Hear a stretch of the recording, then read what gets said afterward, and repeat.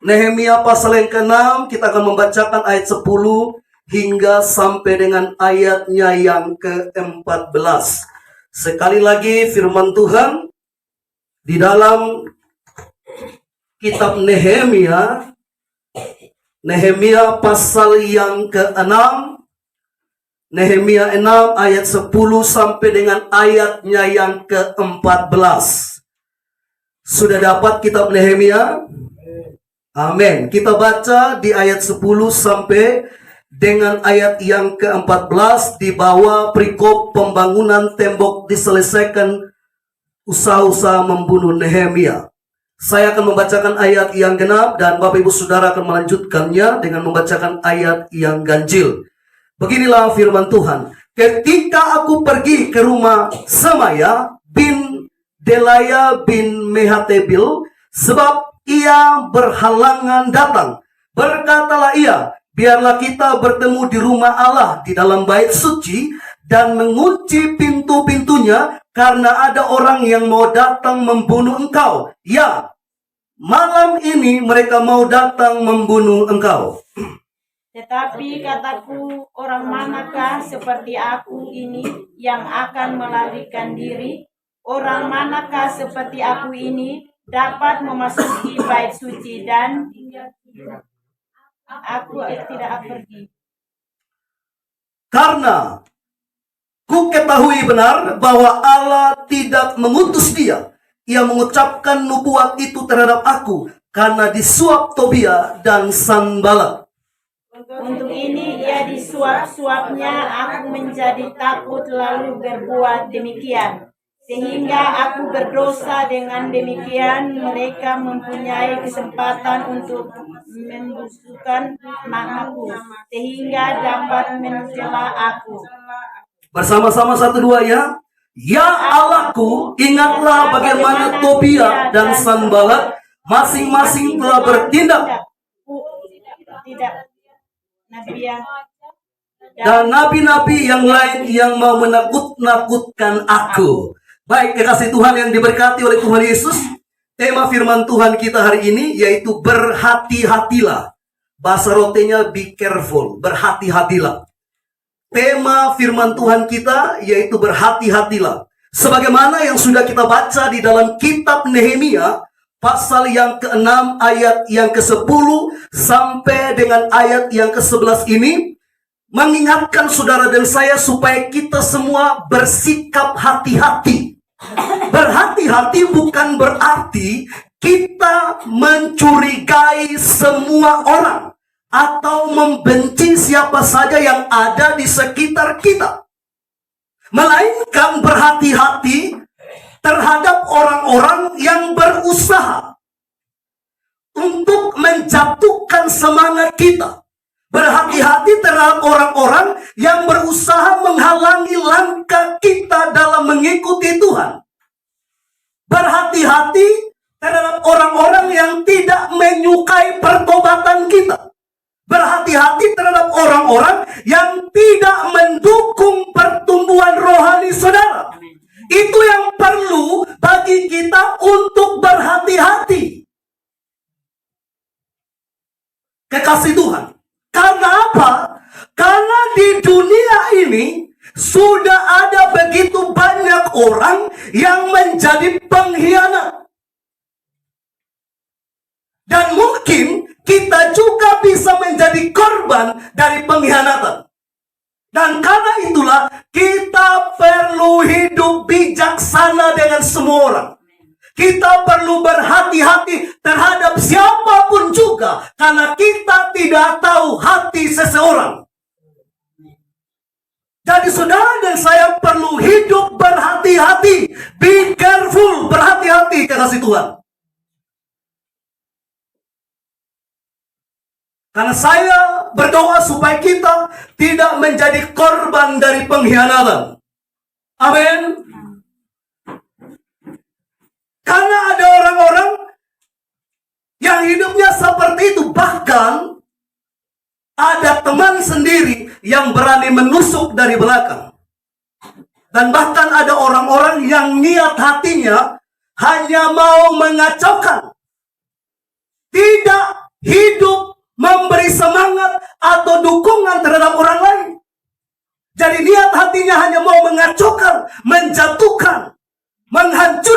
kekasih Tuhan. Dan karena itu sekali lagi sebagai hamba Tuhan, saya menyampaikan kepada Bapak Ibu Saudara agar kita perlu berhati-hati.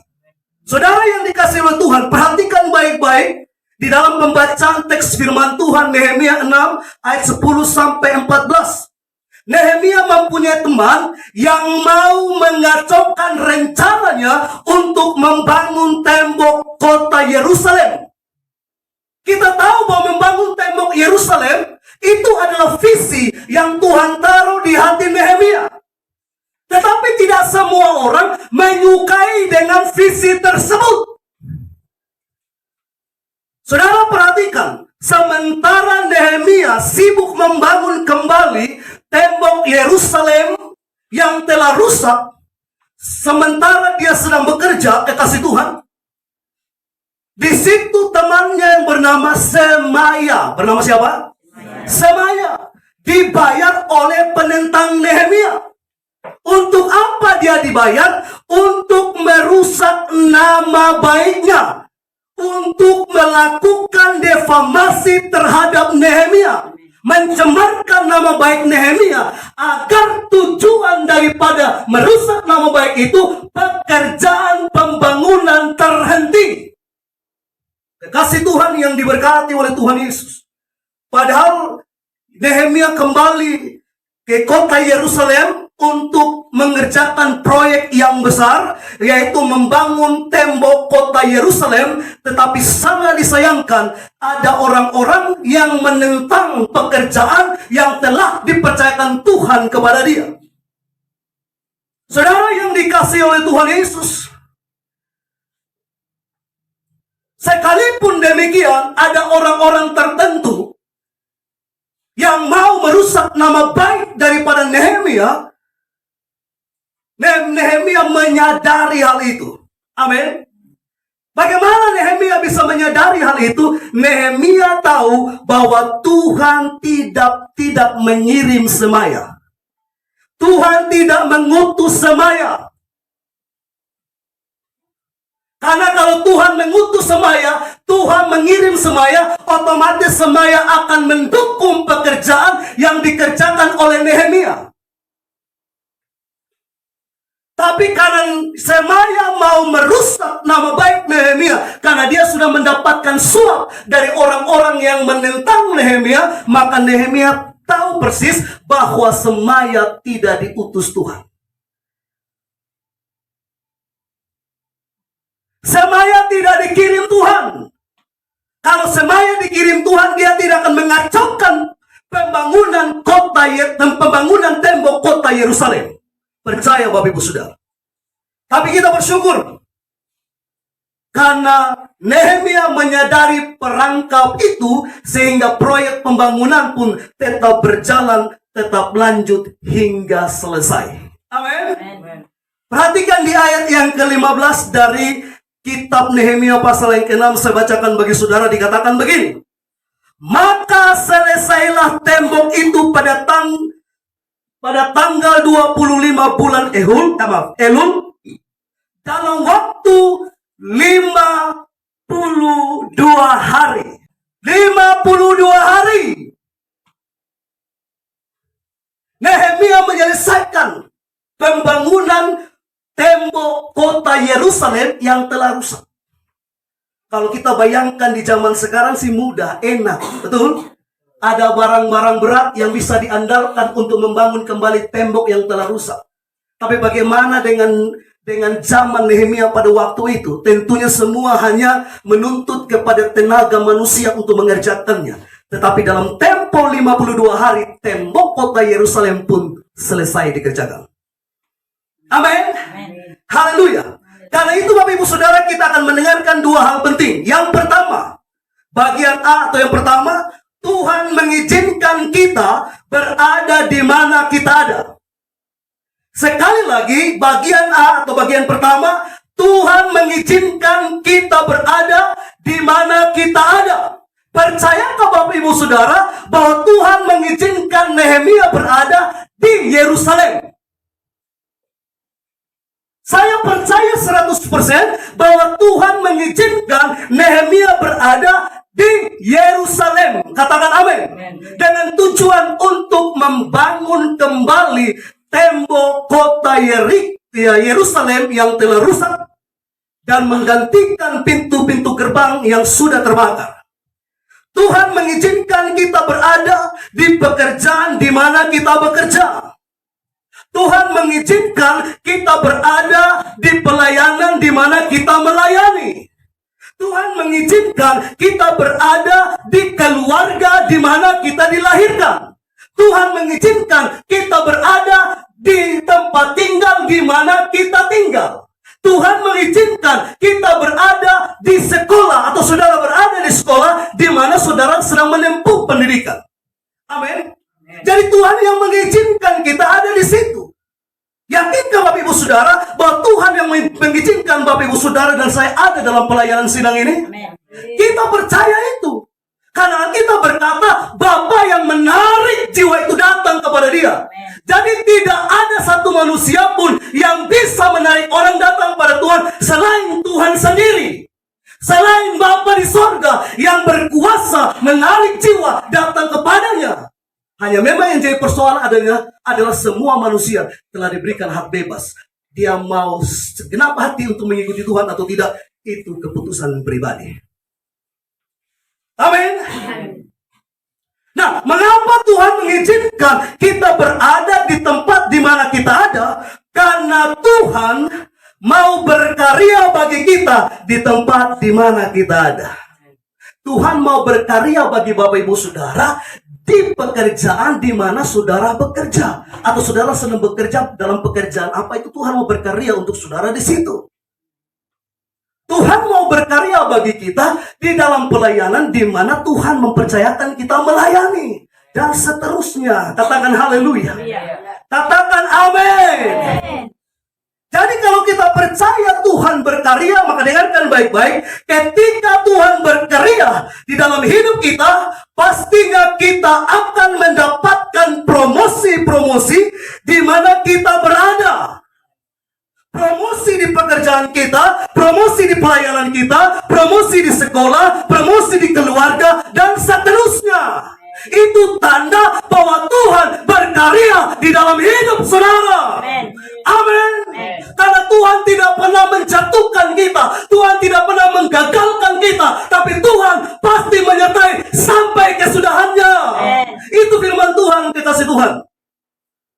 Jadi kalau Tuhan berkarya kepada saudara dan saya, maka dengarkan baik-baik.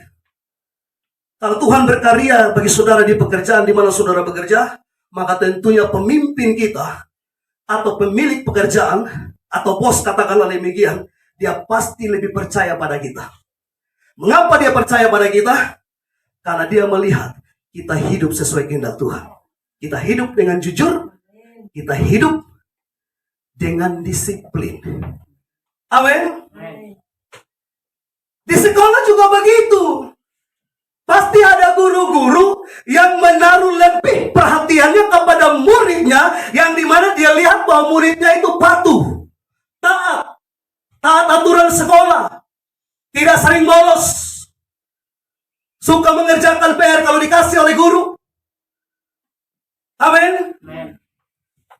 Di keluarga, kita akan dikenal di keluarga sebagai anak yang baik, anak yang patuh, anak yang rajin, anak yang takut Tuhan. Di dalam pelayanan, kita dikenal sebagai seorang yang berhati baik, sebagai seorang yang rendah hati, sebagai seorang yang tegas, sebagai seorang yang patuh pada firman. Amin.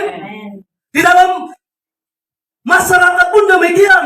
Kita akan dikenal sebagai seorang yang ramah, sebagai seorang yang selalu berbuat baik, sekalipun perbuatan baik kita itu dilihat secara tidak baik. Amin. Itu sering terjadi memang, tapi bukan berarti dengan demikian kita langsung berubah jadi tidak baik. Yang setuju katakan haleluya. Yang percaya katakan amin. Dan karena itulah kekasih Tuhan, sekali lagi saya sampaikan, kita perlu hidup berhati-hati. Karena apa? Karena setiap hari kita pasti mendapatkan laporan. Setiap hari kita pasti akan mendengarkan informasi. Setiap hari kita pasti akan mendengarkan ucapan dari orang lain, baik secara langsung maupun tidak langsung. Karena itulah kita perlu berhati-hati dengan laporan-laporan yang ada, dengan informasi-informasi yang kita dapatkan, dengan ucapan-ucapan orang lain. Karena apa? Karena kita belum bisa pastikan apakah laporan atau informasi atau ucapan yang diucapkan kepada kita itu ucapan benar atau palsu. Karena bisa saja orang-orang yang datang itu memberi informasi yang palsu, laporan yang palsu, ucapan kebohongan dengan tujuan untuk melemahkan kita, untuk menghancurkan hubungan kita dengan Tuhan. Maka oleh karena itu kita perlu berhati-hati. Amen. Jangan langsung diterima. Oh iya betul ya, saya yakin dengan ibu pun kata-kata, saya yakin dengan ibu pun informasi kepada saya. Saya yakin dengan bapak punya ucapan itu. Betul bapak itu, ibu itu, kakak ini dan sebagainya. Begitu dia orangnya. Padahal kita sudah kena korban dari ucapan palsu. Dari informasi yang tidak benar. Dari ucapan kebohongan. Dengarkan baik-baik. Karena Alkitab mengajari kita. Ada serigala berbulu domba. Amin. Coba perhatikan bulu kita. Domba atau serigala? Haleluya. Semua kita adalah domba yang takut Tuhan. Amin. Kekasih Tuhan yang diberkati Tuhan Yesus. Ketika Nehemia sedang membangun tembok kota Yerusalem, ada seorang yang sudah kita dengar di minggu kemarin yang bernama Sanballat dan Tobia mengirim pesan kepada Nehemia berdasarkan laporan palsu. Laporan palsunya itu bagaimana? Sanballat salah menuduh Nehemia membangun kembali tembok itu, tembok kota Yerusalem, agar dia bisa menjadi raja baru di Yerusalem. Nah, kalau dia jadi raja baru, maka sudah pasti dia akan menjadi oposisi daripada raja yang ada di Babel, kekasih Tuhan. Itulah laporan palsu yang dikirim oleh Sanballat kepada Nehemia. Saudara boleh baca di dalam Nehemia pasal yang ke-6. Satu orang baca bagi kita Nehemia pasal yang ke-6. Nehemia pasal yang ke-6. Ayatnya yang ke-7. Nehemia pasal yang ke-6 ayat yang ke-7. Bahkan engkau telah menunjuk nabi-nabi yang harus memberitakan tentang dirimu di Yerusalem. Amin. Demikian, ada seorang raja di Yehuda. Sekarang berita seperti itu akan didengar raja. Oleh sebab itu mari kita sama-sama berundi. Silakan sekali lagi. Ayat 7. Ya. Bahkan engkau telah menunjuk nabi-nabi yang harus memberitakan tentang dirimu di Yerusalem. Demikian, ada seorang raja. Ya, perhatikan baik-baik. Sekarang berita seperti itu akan didengar raja. Oleh sebab itu mari kita sama-sama berundi. Ini laporan palsu. Ini ucapan kebohongan, kekasih Tuhan. Ucapan yang dimana mau merusak nama baik Nehemia. Agar hubungannya dengan raja menjadi rusak. Hubungannya dengan Tuhan menjadi rusak. Hubungannya dengan sesama menjadi rusak. Karena laporan palsu. Hubungan keluarga juga bisa rusak. Suami istri bisa bertengkar karena laporan palsu. Kasih Tuhan. Makanya jangan terima bulat-bulat itu laporan. Minimal kalau kita tahu itu laporan palsu, berhentilah sampai pada kita. Kalau memang kita tahu orangnya kuat, begitu dia dengar laporan palsu tentang kita, dia tidak lemah, silakan ceritakan sama dia. Tapi dengan satu ketentuan, jangan sampaikan orang yang cerita sama kita. Amin. Tapi kalau kita lihat dia tidak kuat, lebih bagus itu informasi cukup sampai kita.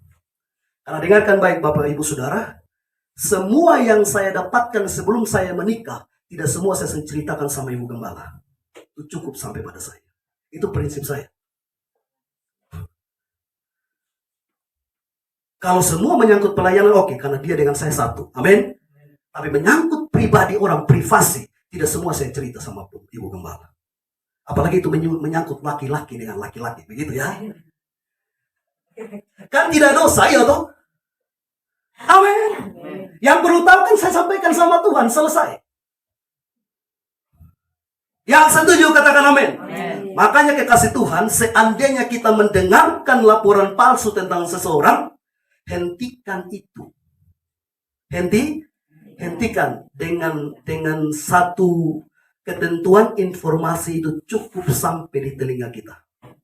Jangan kita sampaikan, apalagi kita omong-omong di luar-luar mengenai orang tersebut. Itu sudah termasuk gosip, bahkan fitnah. Yang setuju katakan amin.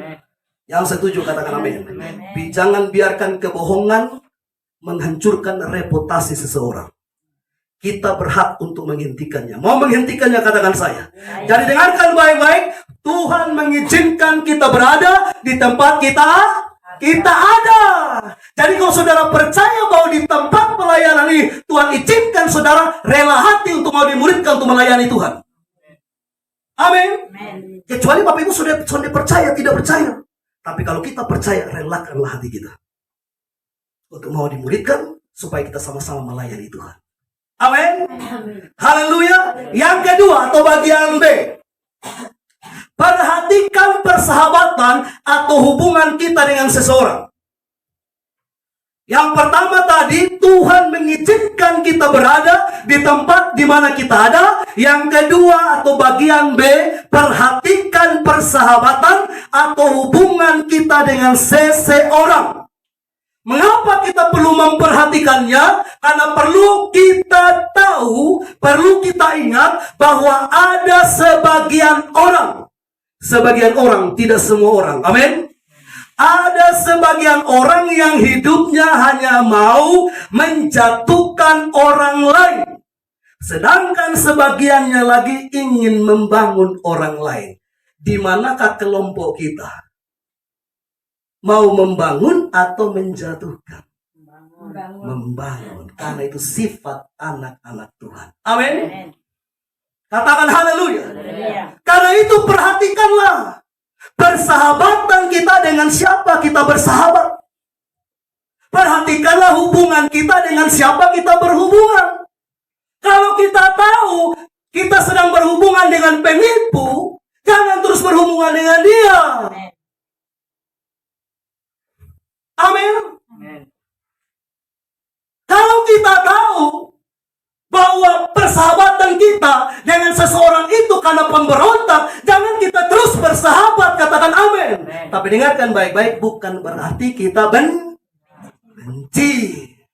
Sudah dari awal saya sampaikan kepada Bapak Ibu Saudara.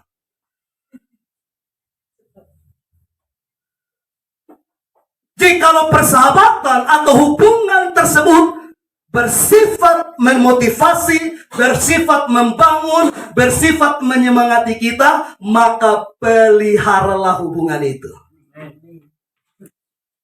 Tetapi apabila kita lihat hubungan atau persahabatan tersebut menjatuhkan, menghancurkan, melemahkan kita, maka hindarilah persahabatan itu. Itu kan hak kita. Amin. Kita kan bukan robot yang terus digerakkan. Mau di sini, mau di sana digerakkan terus, tidak. Kita punya pilihan loh. Katakan amin. Makanya di dalam 1 Korintus 15:33 berkata, jangan sesat, persahabatan yang buruk atau pergaulan yang buruk merusak kebiasaan yang baik, kelakuan yang baik. Itu kan firman Tuhan mengingatkan kita agar kita harus benar-benar berhati-hati dalam persahabatan, dalam hubungan. Kalau kita tahu hubungan kerja kita dengan orang itu menghancurkan usaha kita, ya putuskan hubungan dengan dia, selesai. Betul kan? Bukan berarti kita benci, tidak. Karena kita bukan orang bodoh yang mau terus dibodoh-bodohin. Tapi kita punya pilihan supaya tidak lagi kita dijatuhkan, kita dihancurkan. Katakan amin. Kasih Tuhan yang diberkati oleh Tuhan Yesus. Makanya Nehemia memilih menghindari persahabatan dengan semaya. Karena Nehemia tahu bahwa hubungan dengan semaya akan mengacaukan pekerjaan pembangunan tembok kota Yerusalem. Daripada visi Tuhan berhenti, lebih bagus hubungan dia dengan semaya berhenti. Amin. Itu jauh lebih baik, itu jauh lebih indah. Karena kita yakin Tuhan tidak pernah salah. Demikian pula dengan Yesus. Yesus berkarya melalui murid-muridnya. Amin. Untuk apa? Untuk menuntaskan misinya. Misi amanat agung, misi Kristus. Dan karena itulah, Yesus selalu mengajari murid-muridnya agar mereka berhati-hati. Berawas-awas terhadap orang-orang Farisi. Ahli-ahli Taurat, orang-orang Saduki. Karena Yesus tahu persis bahwa orang-orang Saduki ini bisa mengacaukan karya Kristus dalam diri para murid. Dari mana Pak Pendeta tahu? Kita lihat Lukas 12 ayat 1. Nanti yang lain tolong buka Lukas 12 ayat 1. Yang lain buka Matius 16 ayat 12. Ini ayat paralel. Lukas 12 ayat 1 dan Matius 16 ayat 12. Lukas 12 ayat 1. Ya.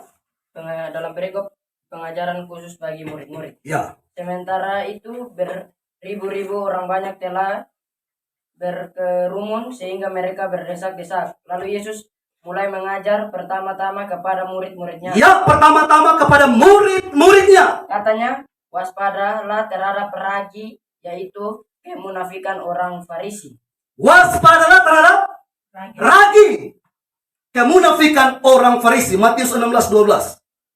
Ketika itu haruslah mereka mengerti bahwa bukan maksudnya supaya mereka waspada terhadap ragi roti, melainkan terhadap ajaran orang Farisi dan Saduki. Ya. Haleluya. Haleluya. Bapak Ibu Saudara perhatikan di sini. Yesus punya karya yang besar bagi para murid. Bagi kita orang-orang percaya, katakan amin. Dan karena itulah dia menegaskan kepada murid-muridnya agar mereka harus berhati-hati dengan ragi orang-orang Farisi dan Saduki. Apa makna dari ragi orang Farisi? Ragi orang Farisi atau orang Saduki berbicara mengenai yang pertama, pengajaran orang Farisi. Itu berarti pengajaran orang Farisi bertentangan dengan pengajaran Kristus. Amin. Karena apa? Karena pengajaran orang Farisi, orang-orang Saduki hanya menekankan tentang perintah manusia. Ketimbang mengutamakan perintah Allah. Sedangkan pengajaran Kristus itu mengutamakan perintah Allah. Berarti bertentangan. Tidak mungkin orang bertentangan bisa jalan bersama. Amin. Para murid dengan orang Farisi, Saduki, ahli Taurat tidak bisa jalan bersama karena mereka punya pengajaran berbeda. Pengajaran orang Farisi menekankan tentang apa? Perintah manusia, sedangkan pengajaran Kristus menekankan tentang perintah Allah. Coba kita baca di dalam Markus 7 ayat 7 sampai 8. Perhatikan baik-baik. Alkitab bilang begini, Markus 7 ayat 7 sampai 8. Percuma mereka beribadah kepadaku, sedangkan ajaran yang mereka ajarkan ialah perintah manusia. Sedangkan perintah Allah kamu abaikan untuk berpegang kepada adat istiadat manusia. Jadi orang-orang Farisi, orang-orang Saduki ini hanya mengutamakan adat tradisi mereka ketimbang firman kebenaran. Karena itulah Yesus berkata kepada murid-muridnya agar mereka berhati-hati dengan ragi orang Farisi, kekasih Tuhan. Jadi pengajaran berbeda. Yang satu menekankan tentang perintah manusia, yang satu menekankan tentang keutamaan perintah Allah. Katakan amin. Yang kedua, ragi orang Farisi berbicara mengenai kemunafikan orang Farisi. Jadi yang pertama itu berbicara mengenai pengajaran orang Farisi, yang kedua mengajari tentang kemunafikan orang Farisi. Itulah makna dari ragi orang Farisi yang disampaikan Yesus kepada para murid. Karena apa? Karena Yesus tidak menghendaki agar murid-muridnya ini dihambat oleh pengajaran dan kemunafikan orang Farisi. Karena firman Tuhan berkata Injil harus disampaikan sampai ke ujung bumi. Kalau para murid sudah dihentikan, dihambat oleh orang-orang Farisi, oleh orang-orang Saduki, ahli-ahli Taurat, maka kemungkinan besar orang Rote belum jadi orang percaya. Amin. Karena mulai dari Kristus para murid baru sampai pada kita. Makanya Yesus tegaskan kepada para murid supaya mereka berhati-hati dengan ragi orang Farisi, orang Saduki, Bapak Ibu Saudara. Bicara mengenai kemunafikan, orang munafik itu buta terhadap kesalahan mereka. Jadi kalau kita juga buta terhadap kesalahan kita, maka kita juga termasuk atau kemungkinan termasuk sebagai orang munafik. Tapi saya percaya kita tidak pernah buta dengan kesalahan kita. Amin. Haleluya.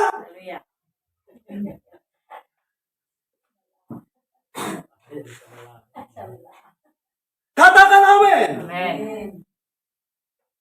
Jadi kita tidak buta terhadap kesalahan kita. Orang yang buta terhadap kesalahannya itu hanya mau menghakimi orang lain. Itu maksudnya. Dia punya matanya lihat. Itu lihat dia salah. Tapi tidak pernah tunjuk bahwa dia juga salah. Apakah itu sering terjadi sama kita? Itu terjadi pada orang-orang Farisi, ahli-ahli Taurat, orang-orang Saduki. Makanya jangan heran bahwa orang-orang Farisi menganggap dirinya yang paling benar. Coba kita baca Matius 7 ayat 5.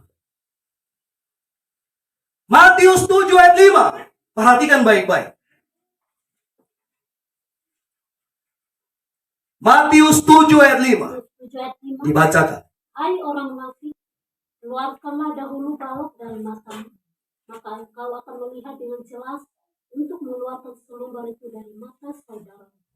Keluarkan dulu itu balok, baru bisa lihat itu selumber. Amin.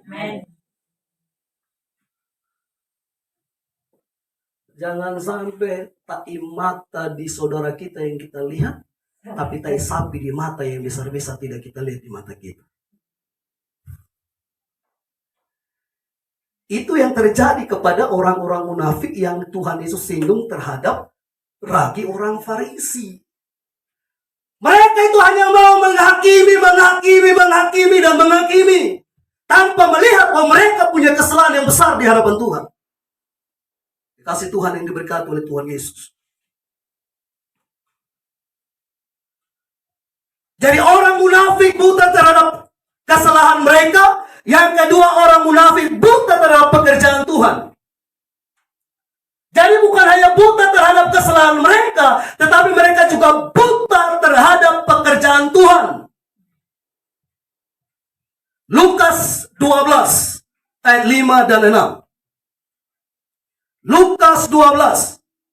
Satu orang baca Lukas 12 ayat 5 dan 6.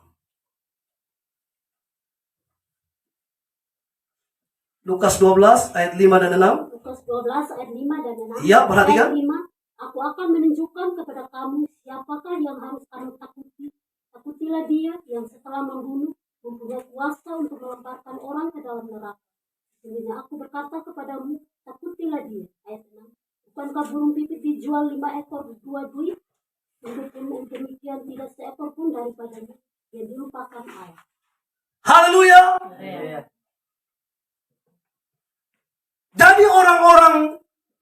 munafik itu mereka tidak bisa melihat pekerjaan Tuhan, buta terhadap pekerjaan Tuhan. Dikasih Tuhan yang diberkati oleh Tuhan Yesus. Mereka menentang pelayanan Tuhan Yesus dan para rasul. Itulah dikatakan bahwa mereka buta terhadap pekerjaan Tuhan. Kalau mereka tidak buta terhadap pekerjaan Tuhan, mereka tidak akan menghalangi pekerjaan yang dikerjakan oleh Yesus dan para rasul. Amin. Tapi karena mereka buta terhadap pekerjaan Tuhan, maka mereka menghalangi itu. Kalau ada orang yang menghalangi pekerjaan Tuhan dalam diri saudara, percayalah bahwa dia seorang yang munafik. Katakan amin. Kalau dia tidak buta pekerjaan Tuhan, dia akan mendukung pelayanan Bapak Ibu Saudara. Amin. Haleluya. Orang yang munafik buta terhadap nilai-nilai yang benar. Jadi buta terhadap kesalahan mereka, buta terhadap pekerjaan Tuhan, dan buta terhadap nilai-nilai yang benar. Lukas 13 ayat 15. Lukas 13 ayat 15. Lukas 13 ayat yang ke-15. Ya. Tetapi Tuhan menjawab dia, katanya, hai orang-orang munafik, bukankah setiap orang di antaramu melepaskan lembunya atau keledainya pada hari Sabat dari kandangnya dan membawanya ke tempat minuman? Perhatikan di sini. Nilai-nilai yang benar itu tidak dilihat oleh orang-orang munafik. Mereka tidak tahu bahwa nilai yang benar di hadapan Tuhan adalah membebaskan atau melepaskan orang dari hal yang jahat. Dikatakan, tetapi Tuhan menjawab katanya, hai orang-orang munafik, bukankah setiap orang di antaramu melepaskan lembunya atau keledainya pada hari Sabat dari kandangnya dan membawanya ke tempat minumannya? Maaf, ke tempat minuman. Saya baca coba dari ayat 14 ya. Tetapi kepala rumah ibadat itu gusar karena Yesus menyembuhkan orang pada hari Sabat. Lalu ia berkata kepada orang banyak, ada 6 hari untuk bekerja, karena itu datanglah pada salah satu hari itu untuk disembuhkan dan jangan pada hari Sabat. Mereka mempersalahkan Yesus, tetapi kesalahan mereka bekerja pada hari Sabat itu mereka tidak sadar. Tapi nilai yang benar adalah menyembuhkan orang, karena dia membutuhkan kesembuhan. Amin. Dan itulah yang dikerjakan oleh Yesus. Kemunafikan yang kedua, kemunafikan orang. Yang kedua, tadi yang pertama itu orang munafik buta terhadap kesalahan mereka, buta terhadap pekerjaan Tuhan, dan buta terhadap nilai-nilai yang benar. Yang kedua, orang munafik menilai kebiasaan manusia secara berlebihan. Matius 15. Matius 15 ayat 7 sampai 9. Matius 15, 7 sampai 9, perhatikan. Hai orang-orang munafik, benarlah nubuat Yesaya tentang kamu. Bangsa ini memuliakan aku dengan bibirnya, padahal hatinya jauh daripadaku. Percuma mereka beribadah kepadaku, sedangkan ajaran yang mereka ajarkan ialah perintah manusia. Berarti orang munafik menilai kebiasaan manusia secara berlebihan. Makanya kan ada kata begini. Kalau kita langsung singgung tentang minuman keras toh, kalau pendeta-pendeta langsung tegur lewat firman Tuhan mengenai minuman keras, kan ada yang bilang begini, Pak Pendeta, tubuh ini membutuhkan alkohol. Kemarin saya dengan Ibu Gembala ada pergi pelayanan orang sakit, dan kebetulan di situ ada salah satu pelayan dari salah satu gereja juga hadir bersama-sama. Jadi singkat cerita, bicara-bicara kita singgung tentang ini, karena dia ngomong duluan. Jadi saya bilang begini, Pak, kalau bicara soal tubuh membutuhkan alkohol, saya setuju. Karena memang tubuh butuh alkohol.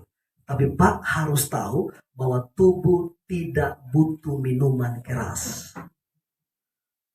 Memang kalau kita sebut alkohol, kecenderungan pikiran kita kepada minuman keras, betul? Tapi dengarkan baik-baik, minuman keras dengan alkohol itu ada juga perbedaannya. Bedanya di mana? Kalau alkohol yang dibutuhkan oleh tubuh, ketika kita konsumsi, ketong sone mabok. Tapi minuman keras sudah pasti mabok. Terus alkohol yang kita dapatkan dari mana Pak Pendeta? Dari buah. Bukankah banyak buah mengandung alkohol? Buah anggur, betul toh? Buah sirsa, buah apel, buah nangka, buah apa lagi? Buah pisang, buah durian. Banyak buah yang mengandung alkohol. Ngapain lagi kita perlu suling itu? Minum terus bilang, tubuh butuh alkohol. Itu karena apa? Karena mereka menilai kebiasaan manusia secara berlebihan. Dan tidak mau dirubah itu hanya berdasarkan firman kekasih Tuhan. Ada yang paling parah lagi bilang begini. Minum sah. Kau minum, saudara minum Jumati. Pernah saudara dengar begitu? Ya. Jawaban saya sederhana sah. Kalau sampai ada kalimat itu dikatakan, saya bilang begini. Iya betul. Minum tidak minum pasti mati. Sama-sama mati. Jadi kata mau mabuk, kosannya mabuk juga pasti mati. Saya setuju. Karena tidak ada satu manusia di dunia ini yang berkata dia kekal di dunia. Tapi kalau hidup kita hanya mati dan hidup, maka mohon maaf. Kita tidak ada jauh bedanya dengan peliharaan kita. Karena babi, dia makan tidak makan Jumati. Anjing, dia mau makan soalnya makan Jumati. Kalau begitu, saya kasih lagi begini. Kalau begitu begini Pak. Kalau begitu Pak tidak usah jadi Kristen. Tidak usah percaya Yesus. Kok kenapa? Kok Pak percaya Yesus tidak percaya juga mati. Iya toh? Mau percaya Yesus kalau percaya mati. Lebih baik jadi ateis, tidak percaya adanya Tuhan. Selesai. Atau buat dosa sebanyak mungkin. Jangan percaya adanya Tuhan. Itu baru betul. Iya tuh? Selesai. Tapi hidup manusia atau manusia itu spesial. Makhluk ciptaan yang mulia. Melebihi ciptaan yang lain. Itu berarti hidup manusia tidak cukup mati dan hidup. Tapi hidup manusia yang terutama adalah memberikan pertanggungjawaban di hadapan Tuhan. Karena babi, kambing, kerbau, anjing mati tidak menghadap Tuhan. Iya toh? Ada nggak dalam Alkitab? Nanti babi kita potong, ada berapa babi kita? 10, 10-nya menghadap Tuhan. Tuhan, saya punya Tuhan bunuh saya begini. Habislah kita. Tapi manusia sudah pasti punya pertanggungjawabannya di hadapan Tuhan. Kalau kita punya pertanggungjawabannya di hadapan Tuhan, maka tidak ada kalimat berkata, minum sah, karena soalnya minum juga tetap mati, soalnya pakai. Apakah kita bisa kasih alasan itu di hadapan Tuhan? Kita berargumen dengan Tuhan. Tuhan, ku beta minum sah Tuhan Kosonde minum Jumati, lebih baik minum sah. Kalau ketemu bisa kasih alasan itu di hadapan Tuhan, ya sudah rame-rame termasuk pendeta Jumafu sudah selesai. Tapi kita tahu firman. Amin. Kita bukan orang munafik. Yang setuju katakan haleluya. Haleluya. Yang berikut, orang munafik tidak mengharapkan tuntutan Allah. Baca Matius 23 ayat 14 sampai 15, lompat ke ayat 25 dan ayat 29. Matius 23. Matius pasal yang ke-23. 23 ayat 14. Saya bacakan bagi saudara, perhatikan baik-baik. Matius 23 ayat 14-15. Celakalah kamu, hai ahli-ahli Taurat dan orang-orang Farisi. Hai kamu orang-orang munafik. Sebab kamu menelan rumah janda-janda, sedang kamu mengelabui mata orang dengan doa yang panjang-panjang. Sebab itu kamu pasti akan menerima hukuman yang lebih berat. Menelan rumah janda-janda. Dan itu ditutupi dengan doa agar kesalahan mereka tidak dilihat. Dikasih Tuhan. Padahal tuntutan Allah adalah memperhatikan janda-janda. Katakan amin. Katakan haleluya. Ayat 15. Celakalah kamu, hai ahli-ahli Taurat dan orang-orang munafik, sebab kamu mengarungi lautan dan menjelajah daratan untuk mentobatkan satu orang saja menjadi penganut agamamu, dan sesudah ia bertobat, kamu menjadikan dia orang neraka yang 2 kali lebih jahat daripada kamu sendiri. Tuntutan Allah supaya semua orang bertobat. Amin. Tetapi orang Saduki, orang Farisi buat itu beda. Mereka hanya mau mereka jadi pengikut agama Yudaisme, mau dia bertobat atau tidak, yang penting dia jadi penganut agama Yudaisme. Kasih Tuhan. Kita loncat lagi ke ayat yang ke-25. Ayat 25 berkata begini, celakalah kamu, hai ahli-ahli Taurat dan orang-orang Farisi, hai kamu orang-orang munafik, sebab jalan dan pinggan kamu bersihkan sebelah luarnya, tetapi sebelah dalamnya penuh rampasan dan kerakusan. Dan ayat yang ke-29 dikatakan lagi begini, celakalah kamu, hai ahli-ahli Taurat dan orang-orang Farisi, hai kamu orang-orang munafik, sebab kamu membangun makam nabi-nabi dan memperindah tugu orang-orang saleh. Jadi bangunan fisik yang diperindah, tapi hatinya tetap saja hati yang busuk. Yang sebagai tuntutan Allah adalah hati yang harus diperindah. Amin. Haleluya. Jadi sekalipun kita orang sederhana, tapi hati kita indah, kita berharga di mata Tuhan. Haleluya. Yang terakhir dari kemunafikan, orang munafik motivasinya hanya mau dipuji orang. Orang munafik motivasinya hanya mau dipuji orang. Kita lihat Matius pasal yang ke-6. Matius pasal yang ke-6.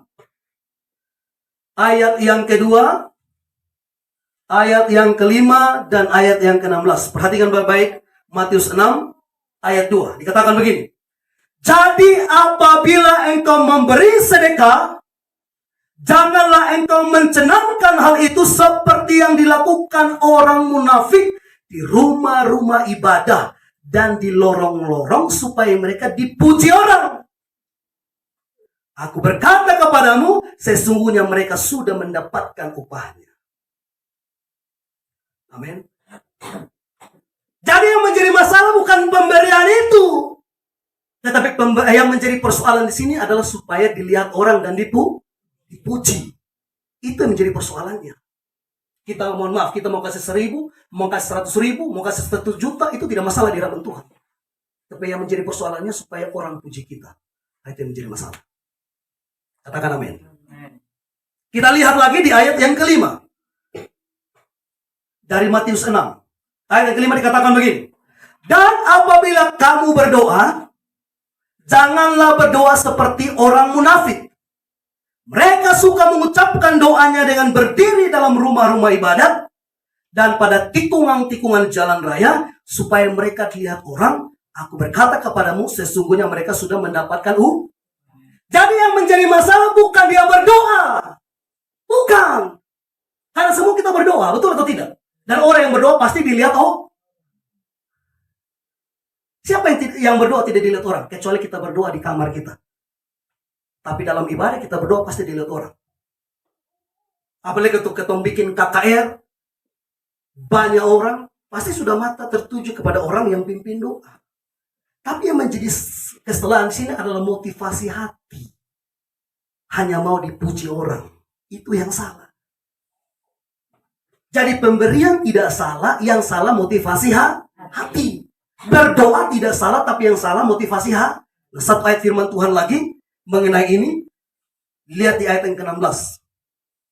Ini ada kaitan satu dengan yang lain.